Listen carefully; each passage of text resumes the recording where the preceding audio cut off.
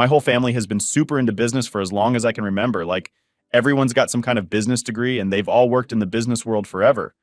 But the thing is, they always worked for someone else and never really did their own thing. So when I decided to shake things up and start my own business, it was a pretty big deal. I was stepping out on my own, doing something none of them had tried before. I had this idea for a startup, something I was really passionate about, and I wanted to make it a reality. I knew I needed some help, especially with finding people willing to invest money into my idea to help it grow. So, I turned to my family for support. I specifically asked my uncle and my brother for a big favor. If they could find people to invest in my startup, I'd give them a part of the company. Honestly, I wasn't sure how it would go, but to my surprise, they came through with some amazing investors. And that was just the beginning. After they found investors, they didn't just step back and watch. They got really involved, throwing out ideas and advice, and really helping me build the business from the ground up. It was awesome to have their support and to see them get so into it.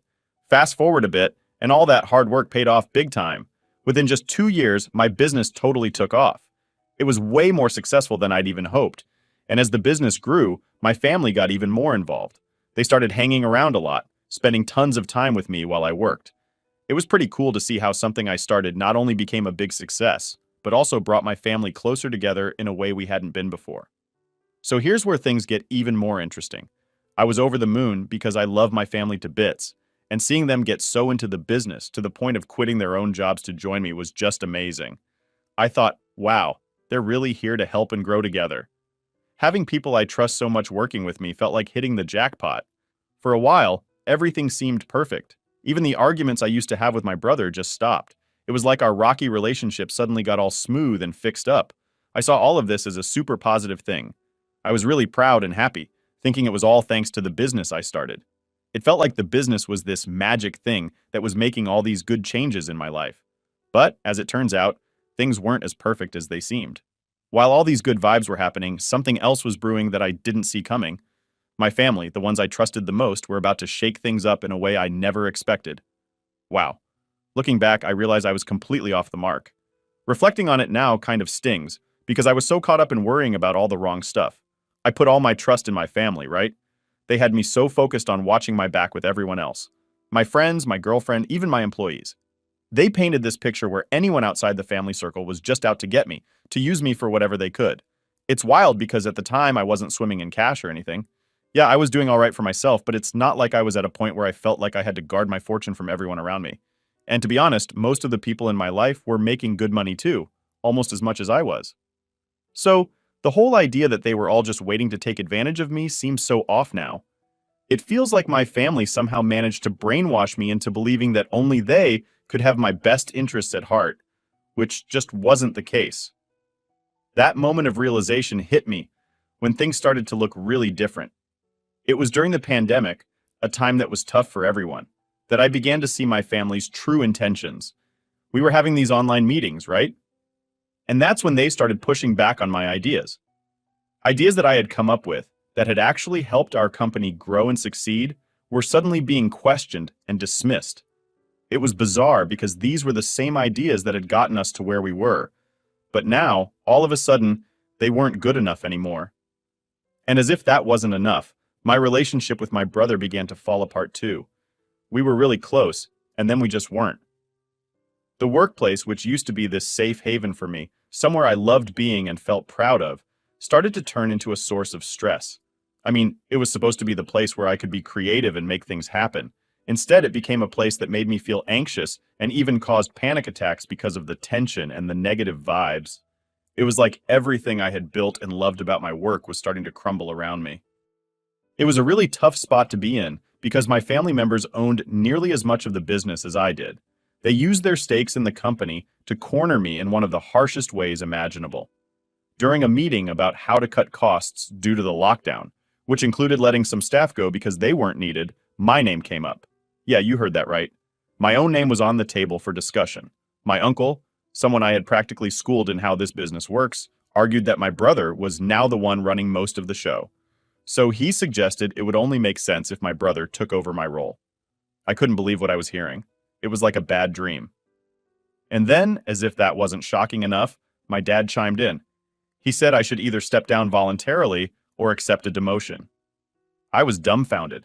This wasn't just a professional betrayal, it was personal. These were the people I trusted most in the world, suggesting I was the one who should be cut loose. The very idea that I could be seen as expendable in the company I poured my heart and soul into creating was heartbreaking and surreal. That moment was a real punch to the gut.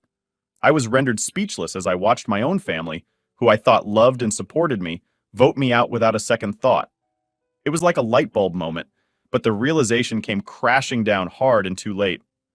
So I made the decision to resign. Some might say I should have fought harder, stood my ground, but that's just not me. I couldn't see myself thriving or even being remotely happy in such a toxic environment. I needed to break free to breathe and rebuild away from all that negativity. So I took a leap into something new.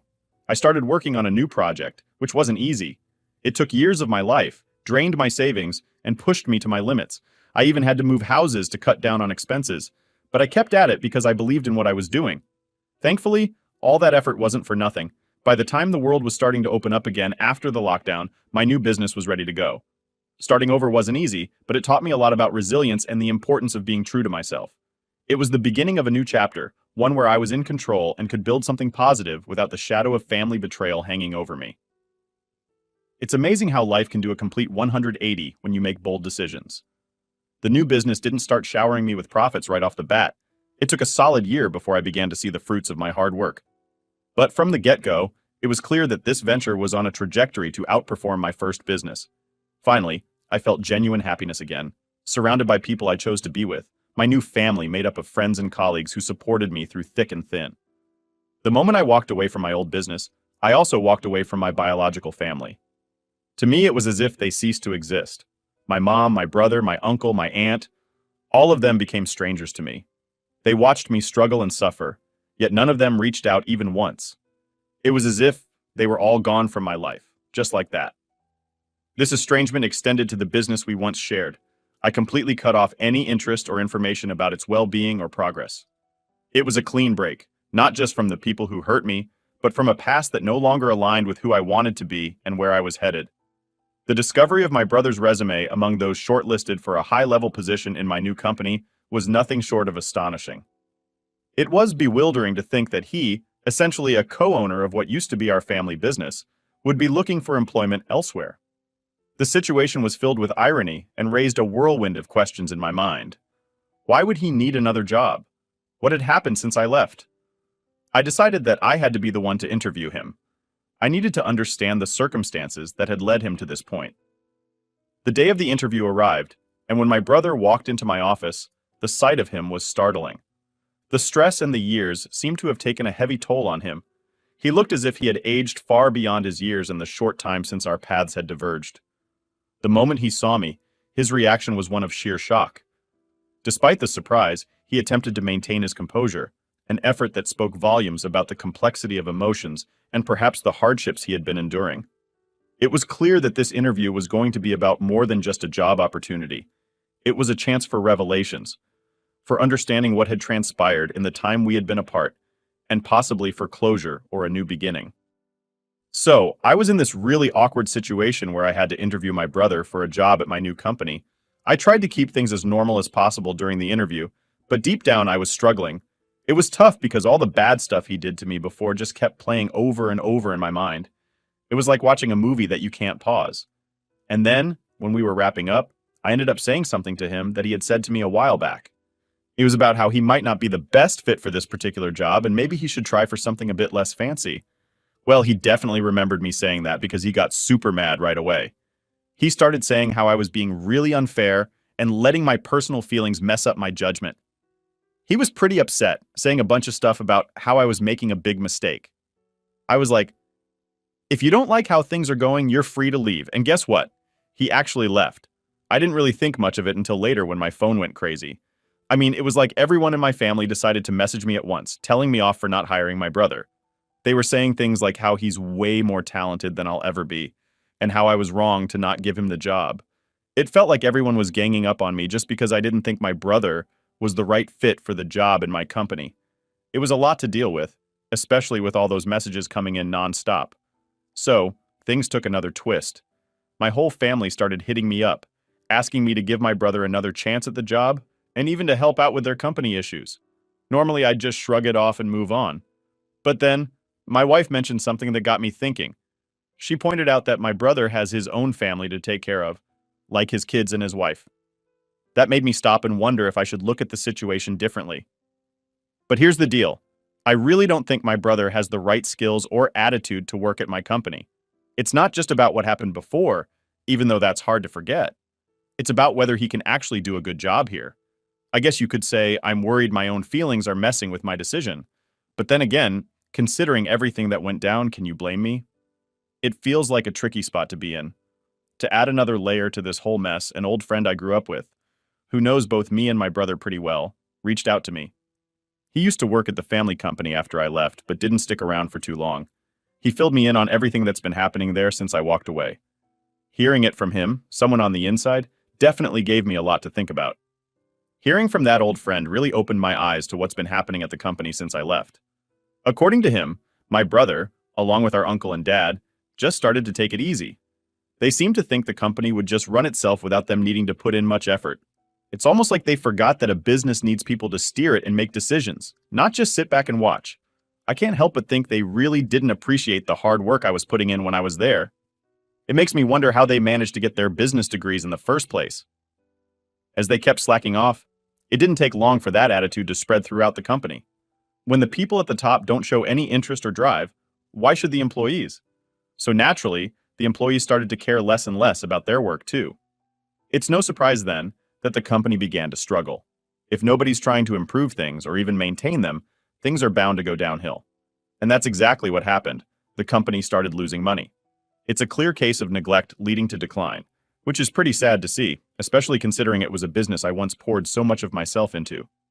The situation at the company went from bad to worse, it seems. Not only were my brother and the others not putting in the work, but any money the company did make was being blown on expensive stuff like fancy cars. And from the sound of it, they're not even considering selling those to help the company out. My friend made a good point. It's not just about the business being in a tough spot, it's more about how it's being run. With leadership like that, any company would be heading for trouble. This whole mess has got me thinking about possibly buying the company. Imagine that, taking it over but making sure those idiots, as I've come to think of them, aren't part of the deal. I need a clean slate if I'm going to turn things around. In the meantime, I've put a pause on all communication with them. I blocked them so I can have some peace and quiet to sort through my thoughts and figure out my next steps. It's a big decision, and I don't need their constant messages distracting me or clouding my judgment. So yeah, that's the latest update. I've got a lot on my plate, trying to sift through everything and considering a move that could either be really smart or incredibly risky. But one thing's for sure. If I go through with this, it's going to be on my terms, without the dead weight to drag it down again. Setting up that meeting must have been a bold move, signaling a potential turning point. Laying down your terms clearly from the start was crucial, especially stating that they would have no role in the company moving forward. It's interesting, though not entirely surprising, that their readiness to step away became apparent once money was mentioned. It speaks volumes about their priorities, and perhaps confirms some of your suspicions about their motivations. This eagerness on their part to accept the offer, especially considering it wasn't a fortune, really underscores how little they seem to care about the true potential of the business. It's as if they saw the company more as a means to an end, quick financial gain, rather than a valuable entity with growth potential that could have been nurtured and developed over time. Their reaction must have been a mixture of validation and disappointment for you. Validation in seeing that your assessment of their commitment and vision, or lack thereof, was accurate, and disappointment in realizing that the business, which could have meant so much more under different stewardship, was so easily relinquished. Moving forward with the company under your control presents both a challenge and an opportunity. It's a chance to rebuild and redirect the business towards success, guided by a vision that values both the enterprise and the people it serves. This journey might also offer insights into your own capabilities, resilience, and the values you want to embed within the company culture. It's a significant step, but one that opens the door to reshaping the business into something that reflects your commitment, vision, and hard work. Getting my company back felt like winning a marathon that I didn't even realize I was running until the last mile. Imagine, for a moment, you had a treehouse, a special place you built with your own hands, filled with all your favorite things. Then, one day, your cousins take over, and instead of keeping it cool and awesome, they kind of let it fall apart, not really caring about it the way you did. That's what happened with my company. My family had it, but didn't really keep it in tip-top shape. They thought it would just stay awesome by itself, which, of course, it didn't. So I saw a chance to get my treehouse, or company, back, and I jumped on it. I teamed up with my pal, the one who filled me in on the latest family drama and the state of the company. It's been quite the journey, but now we're co-owners, ready to clean up and bring back the magic. Buying the company back was no easy feat. Imagine trying to negotiate the rules of a board game in the middle of playing it, and everyone's trying to twist the rules to their advantage. That was what dealing with my family felt like. There were lots of under-the-breath comments and eye rolls, kind of like when you're forced to share your video game controller with a sibling who then pretends they're playing nice. But here we are. I've got the company back. And it's pretty surreal to see my family splurging on all sorts of random stuff they don't need, like someone winning a shopping spree and buying a lifetime supply of inflatable pool toys, but they don't even have a pool. And about them kicking me out before, saying I wasn't doing my part. Well, who's got the keys to the kingdom now? It's a strange twist of fate, but I'm not one to hold grudges. I'm just here, ready to roll up my sleeves, with my friend by my side, and get to work on making the company shine again. It's going to be an epic cleanup mission, but hey, I'm all for it. Now for the top comments before the update. Only God can help them. Now, NTA, I don't think you need anyone's opinion on this situation. Your brother is an egotistical person, and even if you didn't give him a job simply because of what he did to you in the past, that is completely valid as well. Just do you, Opie NTA. But honestly, you should have looked into suing your family right then and there. But regardless, I don't think you're the a-hole in this situation. Story 2. So, I'm 16 years old, and I've got this best friend named Sarah, who's also 16. We've basically been inseparable since we were like 2 years old, which means we've been through everything together for 14 whole years. All through our school life, we've been in the same classes, sharing the good times and the not-so-good times. Sarah's kind of like a star in school. It seems like every guy has a crush on her. They're always going on about how she looks, especially her figure, which kind of made us both uncomfortable because, let's be honest, that's a weird and creepy thing to focus on. But if we're just talking facts, Sarah does have this sort of magazine cover look that a lot of people seem to admire. She's got that balance of being fit, but also has curves where society seems to expect them. Me? Well, I've never been the center of attention like that. I'm more like the person who blends into the background, which hasn't always been great for me. In fact, things got so tough with bullies at one point that I had to switch to a different school. It's weird how different our experiences have been, even though we're so close and pretty much like two peas in a pod in every other way. But regardless of all that, our friendship has been a constant, something solid and real amidst everything else that's been going on. Last year was super tough for me, especially because I was often picked on for being the fat friend in my group. Sarah, my best friend, knew all about it, but sometimes she'd say things that really didn't help. She'd talk about how she felt so fat that nobody would want to be around her, even though it was clear she was nowhere near fat. She even mentioned having anorexia and sort of bragged about it, which was really confusing and upsetting for me. At the time, I took her words at face value and believed she was struggling with anorexia because it seemed to become a big part of how she saw herself. After I moved to a new school, things started to change for me, including my weight. I managed to lose about 35 kilograms, that's around 77 pounds. Just to give you an idea, I was 5'8" and weighed about 198 pounds, which is around 90 kilograms. And after losing weight, I dropped down to around 121 pounds, or 55 kilograms. Sarah is the same height as me, 5'8", but she weighs around 143 pounds, or 65 kilograms. I've got to be honest, the way I lost the weight wasn't something I'm exactly proud of. It's complicated, and looking back, I wish things could have been different. But, well, it is what it is. I'm just trying to move forward the best I can. After months of hard work and not seeing Sarah in person, just staying in touch through texts and video calls, her birthday came up. She invited me over the day before her big party to have a smaller celebration with just her close family. When I arrived, Sarah's mom was totally surprised by how much weight I had lost. She was so used to seeing me heavier than Sarah, so seeing me in a completely new light made her react big time. She kept complimenting me, talking about how different I looked, and even Sarah's dad joined in. It was a bit much for me, and honestly, I felt super awkward about it. I tried to steer the conversation away from my weight loss, but it kept coming back. Sarah, on the other hand, was not having a good time at all. She seemed really upset throughout the day, and after I left, she sent me a text that hit me like a ton of bricks. She called me selfish and an asshole for overshadowing her birthday, accusing me of not caring about her struggles with anorexia. But the thing is, I never even brought up my weight loss. I did my best to change the subject whenever it came up because the last thing I wanted was to make her feel bad or steal the spotlight. It's tough because I think Sarah's reaction might be more about her own feelings than what actually happened. It seems like she's struggling with the fact that the roles have kind of reversed, and now I'm the one getting all this attention for my appearance, which used to be her thing. It's a tricky situation because I never wanted to make her feel upset or jealous. I just wanted to feel better about myself. Now for the top comments, NTA. But Opie, I just want to say that the fitness I ever was after losing a loved one and not being able to eat. It still blows my mind at all the compliments I receive, and I was truly at my sickest emotionally. So just keep in mind that people like this might not be good for whatever you have going on. Sarah doesn't sound like a real friend. I'd be blocking her and moving on from that toxicity, and I hope you're working with someone who is helping you to stay healthy. As for this situation, NTA, it's sad. Sarah and her family are this focused on the child's weight. Please just focus on yourself. NTA sounds like she relished having a fat friend to make herself look good. Funny how she doesn't mind you not receiving attention, but now the roles are reversed. It's all your fault, and not the fault of the people making a big deal out of it. It also sounds like her parents are probably very critical of her weight growing up, which also really sucks. Story 3. So, I have this sister, right? We were pretty close once upon a time, even had the same group of friends and everything. My best friend at the time was also super close to her, but things got really weird and bad when I was about 16. Here's what happened. My best friend started dating this guy who, for some reason, ended up liking me instead. I didn't even know about it.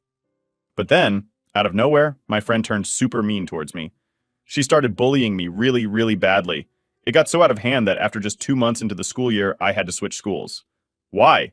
Because she told everyone some super private stuff about me. Stuff that nobody should share, like how I was struggling with an eating disorder and social anxiety. It was so bad that I had some really embarrassing moments at school, like on the very first day and during a big school event. It was a super tough time, and that's why my sister and I don't really talk anymore. Our relationship just hasn't been the same since all of that went down. So, after all that bullying started because of the guy and my former best friend sharing my secrets, things got even more intense for me. You see, the stress from all this drama would sometimes make me have really bad anxiety attacks. These were personal things my so-called best friend knew because, well, she was supposed to be my best friend. Instead of keeping it between us, she told everyone.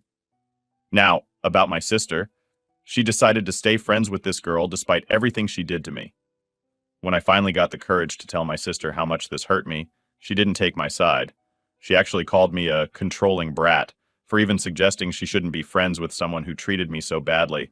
That's when it hit me hard. I felt like I didn't just lose a friend, but I lost my sister too. Our parents tried to step in, telling my sister to stay away from this girl, but my sister was adamant. She believed she had the right to choose her own friends, no matter what. They continued to be friends for a few more years, even after all the drama.